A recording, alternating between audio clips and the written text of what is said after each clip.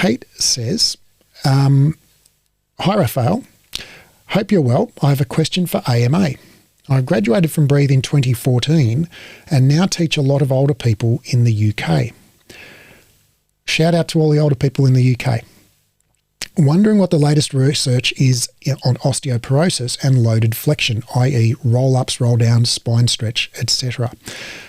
Many thanks, Kate Langton. Now, I'm going to smush this together, Kate, because I have essentially the identical question from Magda in Adelaide. So Magda says, osteoporosis, particularly related to menopause, it's known that load-bearing exercises are important and beneficial. Also, it's known or advised to avoid flexion.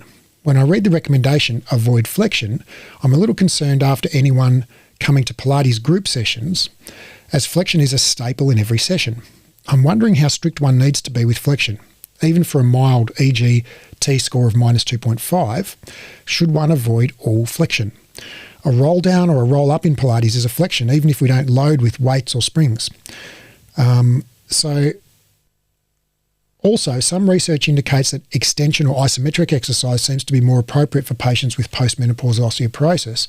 I've not found any clear explanation, and I'm wondering, why is extension good? Great question, Magda. Great question, Kate. So basically, osteoporosis, osteo means bone, porous means there are holes in it, stuff can leak through. So osteoporosis is where the bones become more porous and less dense, in other words. So everybody has some kind of gaps in between the tissues inside the bone. In osteoporosis, those gaps are enlarged, so there's less bone tissue in there. And we typically measure osteoporosis with T-score, which is just a measure of bone mineral density related to basically the population mean, the average bone density, and how many standard deviations above or below that you are. So basically, one standard deviation, now I think I'm going to be about right on this, but basically one standard deviation is the distance from the mean where 70% of the population are. So basically, just say your bone density was 100. Well, if you go to plus or minus 20 units, so 80 to 120, let's say 70% of all people your age are within that range. So that's one standard deviation if 70% of everybody falls within that range. Two standard deviations, something like 90%, I think, of people fall within it. So osteoporosis is diagnosed when someone has a T-score of -2.5 or more. So in other words, you're 2.5 standard deviations below the average bone mineral density for somebody your age. So that is like, you're in the bottom basically 5% of, bone mineral density for your age. So the first thing there, Magda, is a mild T-score of -2.5. I would say that's a fairly significant T-score. That's definitely in the osteoporotic range. And so I would avoid loaded flexion.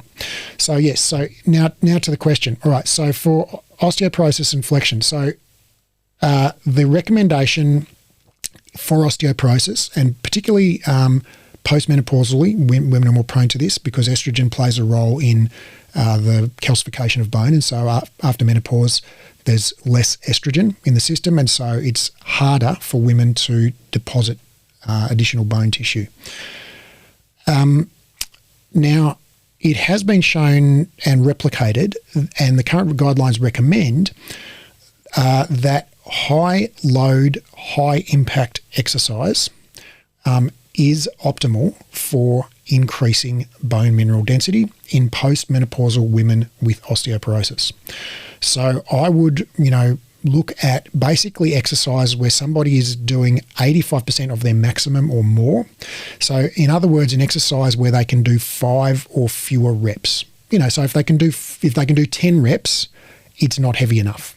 So where they can only do 5 reps or 6 reps, say, and they can't do more than that, that's heavy enough. So imagine push-ups. A lot of 60 or 70-year-old women couldn't do more than 5 full push-ups, so that would be heavy enough. Maybe if they can't even do 5 kneeling push-ups or can't do more than 5, that's heavy enough. One-legged squats, lunges, full long stretch, things like that. So think, strong exercises where they can do 6 or 5, reps maximum, and think roughly neutral spine. Don't get too, finicky about it, but, keep them basically straight. And the reason is when it hasn't been shown experimentally that this is the case, but this is the caution, basically, based on expert opinion that you see in the guidelines, and basically no one's game to do the study to test whether it's true or not. So basically, when you load the spinal, the vertebrae in flexion, the 2 adjacent vertebrae, their front tips come towards each other, and thus you distribute the load within each vertebra more right towards the front of the vertebra rather than sharing the load right across the whole vertebra. You distribute the load more towards the front of the vertebra, and that predisposes people to what's called a wedge fracture, where the front of the vertebra basically collapses.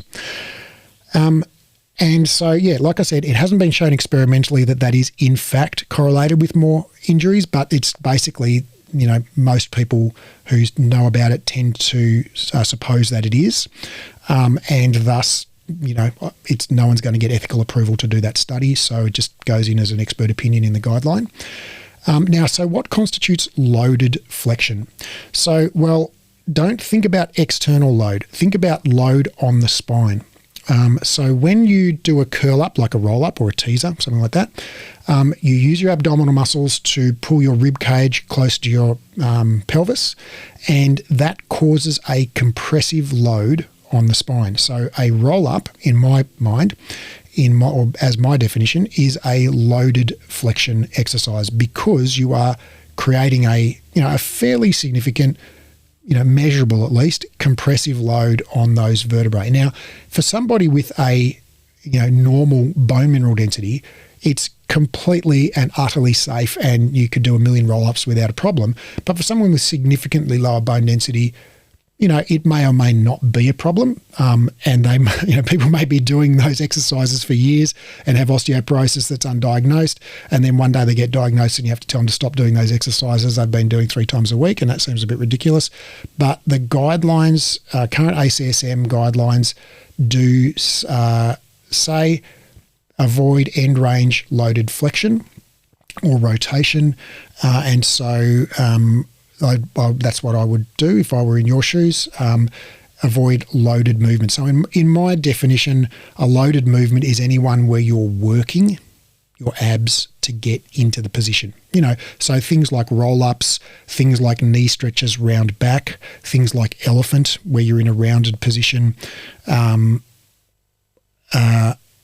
all in my mind are loaded flexion exercises. Things that would count as not loaded flexion exercise would be something like cat stretch, or say a gentle version of spine stretch forwards.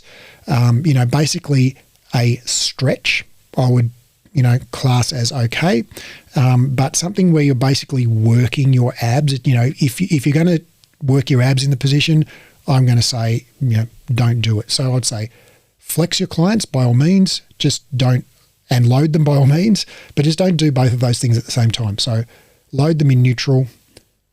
If you want to stretch them, do some nice rotations and side bends and things at the end of class, mermaids, on the mat or whatever, that's great, but don't think of it as an ab work. Do it gentle and stretchy. And if you want to work their abs, just like if you've got someone with osteoporosis in your class, well, you can do a class where there's not loaded flexion, just teach a whole bunch of planks and side planks and, quadruped stuff on all fours. Like, you can work people's abs like crazy without doing any flexion. So that would be my recommendation.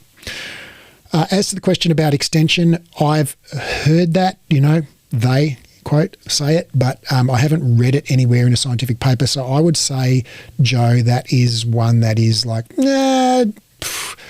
to me, if you're extending somebody, well, what are you doing? You're loading up the facet joints there. So it's like, well, wouldn't you expect to have more load on the facet joints? And if you wanted to avoid concentrating load on one part of the spine or another, probably just keep them in neutral would be my recommendation whilst loading.